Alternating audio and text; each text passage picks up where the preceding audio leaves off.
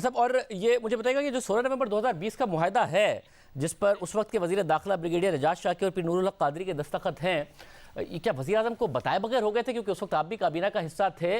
फैसल वाउडा साहब कह रहे हैं मैं काबीना का हिस्सा था, वजीर आजम को बताए बगैर इन्होंने सारा काम कर दिया था। ये देखिए, वज़ीर आज़म की मर्ज़ी के बगैर नहीं होते।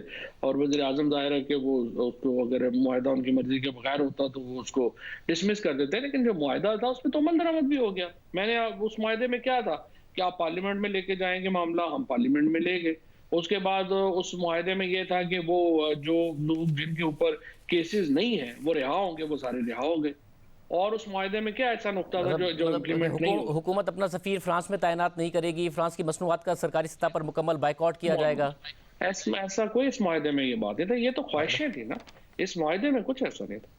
और सब तो बहरहाल इसमें दस्तखत हैं दो हुकूमती वज़रा के। अब अगर आप खुद समझते हैं कि उस वक्त ये मुआहदा ना होता तो बेहतर था, इस मुआहदे की वजह से ज़्यादा प्रॉब्लम्स ही खड़े हुए।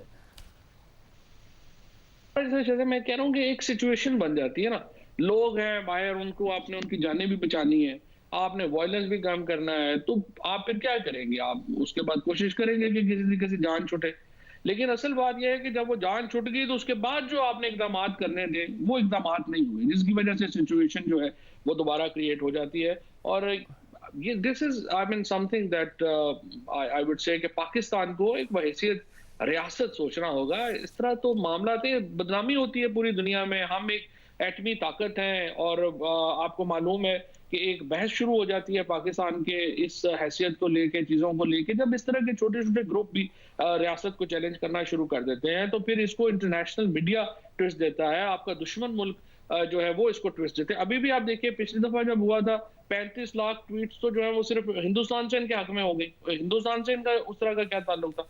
लेकिन अब भी हम देख रहे हैं कि अभी पता चल जाएगा, आज DDISI ने काफी ऐसी बातें भी वहां पे हुई जो ज़ाहिर है कि मीडिया के साथ शेयर नहीं हुई। लेकिन अनफॉर्चुनेट ये होता है फिर जब इस तरह की चीजें होती हैं। वैसे बिल्कुल आखिर में फिर ये समझा जाए, क्योंकि आज मुल्क की सियासी और अस्करी क़यादत सर जोड़कर बैठी थी कि जो ये बार बार हुकूमती और रियासती रेट को चैलेंज कर दिया जाता है, आके पुलिस वाले शहीद कर दिए जाते हैं। पुलिस की तरफ से भी, पंजाब पुलिस की तरफ से मुतादिद दफ़ा रिपोर्ट हुआ कि उनके बहुत तहफ़्फ़ुज़ात हैं कि हमारे साथ होता ये है, और उसके बाद फिर कुछ कार्रवाई उस तरीके से नहीं होती है कि अब ये आइंदा नहीं होगा। ये कम अज़ कम फैसला कर लिया गया है कि अब इनको आइंदा नहीं ज़्यादा दी जाएगी, ये आवाम को कॉन्फिडेंस दिया जाए।